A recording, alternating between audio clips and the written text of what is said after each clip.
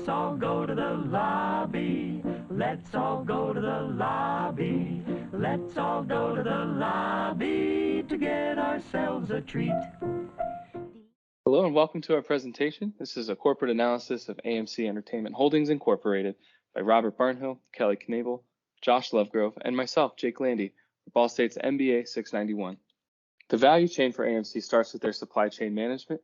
They manage the largest network of theaters in the country, and within each of those theaters are concessions, the actual films they present to customers, and how they distribute and work the capital for all the screening rooms and facilities to be able to project the films and have the best customer experience.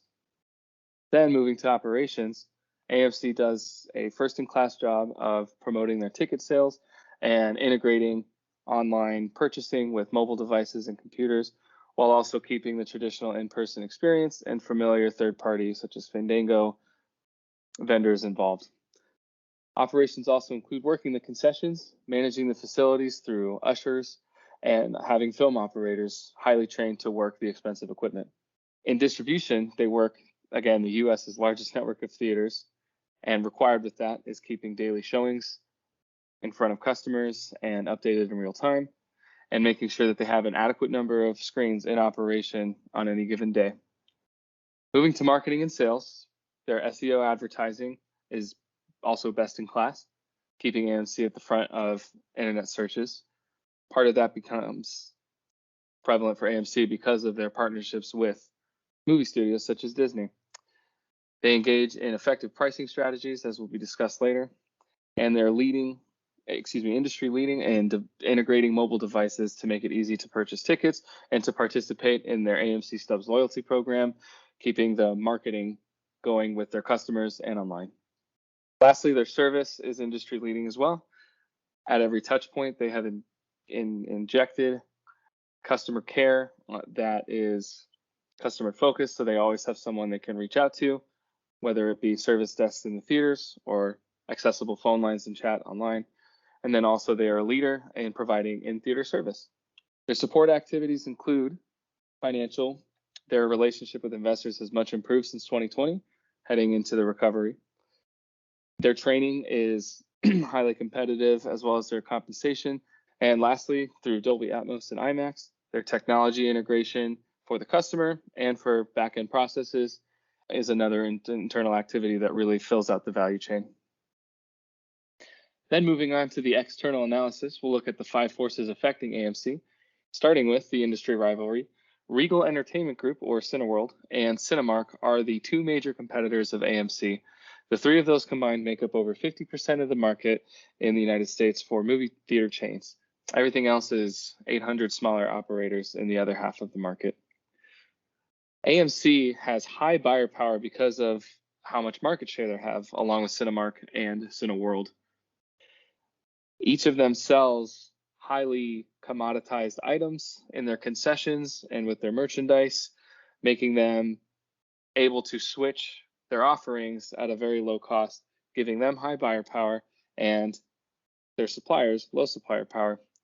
This does switch a little bit when it comes to the films that AMC is showing, because they are at the mercy of their suppliers, willing to be able to give them the films needed to attract the largest amounts of audience. But traditionally, AMC has high buyer power and its suppliers have low supplier power due to how large each of these firms are.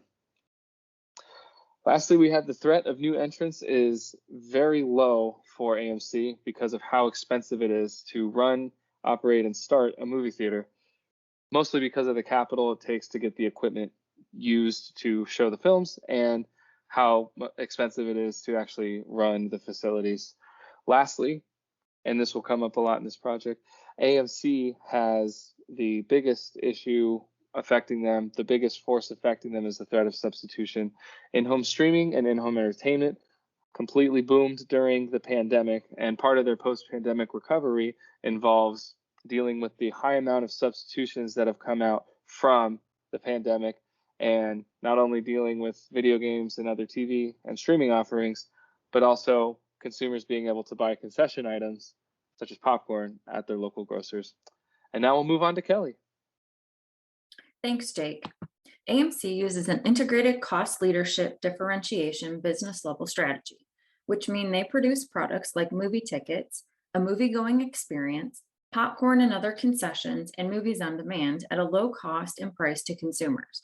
Their scope is broad. AMC has taken these products and given them differentiated features that their customers value, like comfortable reclining seats with cup holders and AMC brand popcorn, which gives them a competitive advantage. Their business level strategy has yielded efficiencies in their supply chain management, operations, distribution, marketing and sales, and service, which all have turned into core competencies. Specifically in operations, AMC is focused on efficiency through reduction. By reducing and adjusting the number of show times and start times, they're able to keep ticket prices low. The graph shows AMC's ticket prices are second lowest of their 5 largest competitors. Corporately, AMC is focused on their dominant business of motion picture and video to generate 70% of their sales revenue. The other 30% comes from concessions. You can see the drastic decline of ticket sales in the graph. Horizontal integration through acquisitions, as well as diversification, has resulted in an increase in ticket sales. The acquisition of Starplex Cinema, Carmike Cinema, and Nordic Group keeps the risk of new entrants at bay by increasing their market share. Diversification into digital streaming and AMC brand popcorn has also helped their revenue. Now Robert will discuss AMC's future strategies. Thank you, Kelly. And now moving to AMC strategies moving forward. So historically, AMC has done well with innovation. Early on, they implemented stadium seating, cup holders, reclining seats, and updated projector technologies. But recently, innovation has been lacking. The digital age is forcing AMC to make changes. AMC missed the big streaming service explosion. People are spending more time at home consuming digital media. COVID has only amplified this trend, and AMC wants to position itself well coming out of the pandemic. Implementing a new rewards program is the first step. Rewards programs have shown to increase customer retention, customer loyalty, and increase switching costs for customers.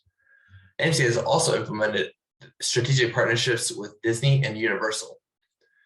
And AMC is also looking to expand their cashless payment options, which includes both cryptocurrency and digital payment services such as Apple Pay and Google Pay.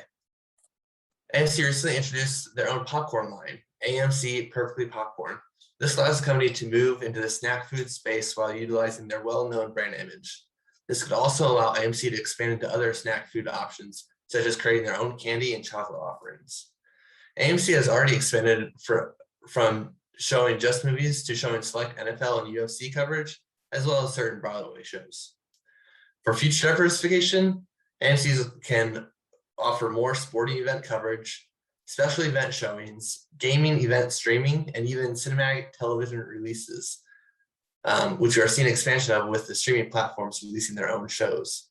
By diversifying their product offerings away from just movies, AMC can become a less risky investment and improve their sales and revenue. And with that, I'll pass it off to Josh. Thanks, Robert. For the remaining section of our presentation, we chose to discuss the company's leadership and some recent changes in their cooperative strategies. CEO Adam Aron began his tenure with the company in January of 2016. Aron quickly gained a reputation for causing disturbances within the industry, which has historically been very conservative when it comes to innovation. For example, the armrest cup holder was only recently patented in 1981. Aron has overseen many changes, including the vast improvement of AMC's Stubs loyalty program, including their A-List subscription, which offers a certain number of screenings for a flat monthly fee. He has also overseen the acquisition of several competing chains, making AMC the largest cinema company in the world. During the COVID-19 pandemic, the company has seen some serious financial hardships. And when asked in a recent interview, Aron stated that, quote, "We have not yet begun to fight." Aron has also had a recent impact on the company's cooperative strategies with film studios. In another shift caused by the COVID-19 pandemic, film studios began releasing films through streaming services instead of the traditional route of an exclusive release through the theaters. In 2020, 76% of films released were digital. Due to this shift, AMC's leadership has been renegotiating these agreements. Competitors were initially critical of AMC, however, soon began making their own deals. These deals typically involve a reduced exclusivity window in return for a portion of streaming revenues. AMC has reached deals with Universal and Warner Bros., and the company has also announced talks with every other major studio. With that, that concludes our presentation, and we will now open up the floor to questions.